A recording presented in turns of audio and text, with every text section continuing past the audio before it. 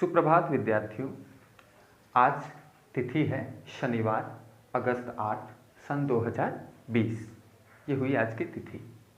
कक्षा 10 ICSE board में जो पढ़ाई होती है उसकी हिंदी पाठ्य पुस्तिका के पाठ पद को हम लोग पढ़ने जा रहे हैं, जिसके रचयिता हैं श्री सूरदास जी। हम लोग जानते हैं कि श्री सूरदास जी कृष्ण भक्तिधारा, सगुण भक्तिधारा के अनन्यतम कवि हैं।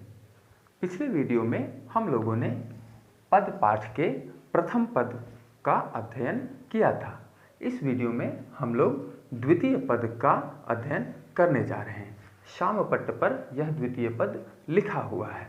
चलिए कविता को पढ़ते हैं। उससे पहले हम लोग एक बात जान लेते हैं कि पिछले वीडियो में जो पद आधारित था वो यशोमती माँ अपने शिशु बच्चे श्री कृष्ण भगवान को पुचकारते हुए, उन्हें दुलारते हुए काव्य रचना हुई थी। ठीक है। इस पद की रचना जब श्री कृष्ण भगवान थोड़े बड़े हो जाते हैं, घुटनों के बल चलने लगते हैं एवं अपने पैरों पर भी चलने लगते हैं और माखन चोरी करके खाते हैं, उस पर आधारित है। चलिए अब हम लोग कविता पढ़ते हैं। खीजत जात माखन खात। श्री कृष्ण यहाँ पर खींच रहे हैं, अर्थात झुंझला रहे हैं, अपनी कुंठा प्रकट कर रहे हैं। किनके प्रति कुंठा प्रकट कर रहे हैं? वो अपनी माता जसोदा के प्रति थोड़ी सी कुंठा, थोड़ा सा झुंझलाहट प्रकट कर रहे हैं, और उन गोपियों के प्रति जिन्होंने उन पर यह आरोप लगाया है कि उनका माखन श्री कृष्ण भगवान चुरा लिए हैं और चुरा के खा रहे हैं। यशोमती माँ उन पर क्रोध प्रकट कर रही है कि क्यों तुमने माखन चोरी करके खा लिया। इसीलिए भगवान कृष्ण, बाल कृष्ण खींचते हैं कि नहीं, मैंने तो माखन नहीं चुराया है और मैंने माखन भी नहीं खाया। अब यहाँ देखिए, भगवान कृष्ण खींचते हैं और माखन खाते ही रहते हैं, फिर भी कहते हैं कि ना ही उन्होंने माखन चोरी किया है, ना ही उन्होंने माखन खाया है। अब देखते हैं अरुण लोचन। अरुण लोचन, लोचन का अर्थ होता है आँखें, अरुण का अर्थ हो गया यहाँ पे सुंदर। अरुण लोचन, बहुत ही सुंदर आँखें। भौं टेढ़ी, भौं टेढ़ी, जब हम लोग किसी छोटे बच्चे पर आरोप लगाते हैं कि क्या तुमने वो गलत काम किया है, तो इस तरह से भौं टेढ़ी करके वो देखते हैं। ठीक उसी प्रकार से श्री कृष्ण भगवान भी भौं टेढ़ी करके देखते हैं और बार बार जमहात और बार बार जमहाई लेते हैं कि मैंने तो ऐसा कुछ भी नहीं किया है, मैंने माखन नहीं चुराया है, मैंने माखन खाया भी नहीं है।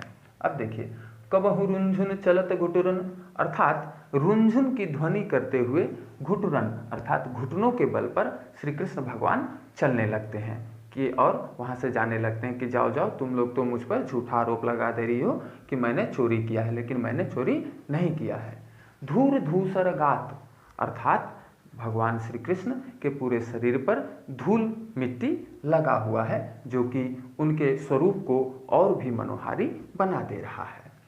कबहु झुक के अलक खेचत नयन जल भर आत, और कभी कभी वो नाटक करते हैं कि तुम लोग मुझ पर झूठा आरोप लगा दे रहे हो और इसलिए मैं जाओ तुम लोगों से बातें नहीं करूँगा, और रोने लगते हैं, अपनी आंखों में जल भर लाते हैं। और इस प्रकार से श्री कृष्ण भगवान उन्हें धमकाते हैं कि जब अगर कोई भी उन पर चोरी का ऐसा आरोप लगा देगा तब वो लोग अपने आंखों में जल भर लाएंगे, अर्थात रोने लगेंगे।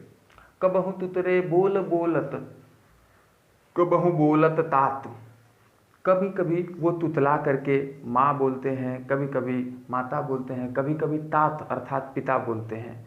कहने का तात्पर्य यह है कि अपनी तुतलाती हुई भाषा में ही वो अपने आप की रक्षा कर रहे हैं कि नहीं, उन्होंने ऐसा कुछ भी नहीं किया है, ना ही माखन चुराया है, ना ही माखन खाया है।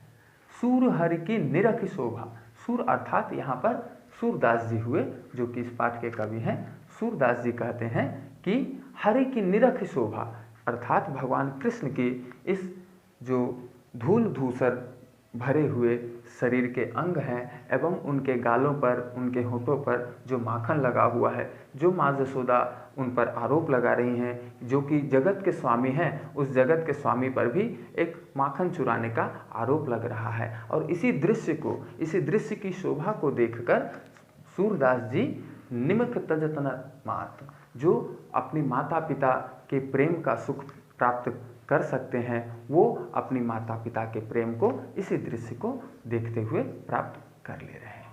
आशा करते हैं आपको यह पद समझ आया होगा। धन्यवाद।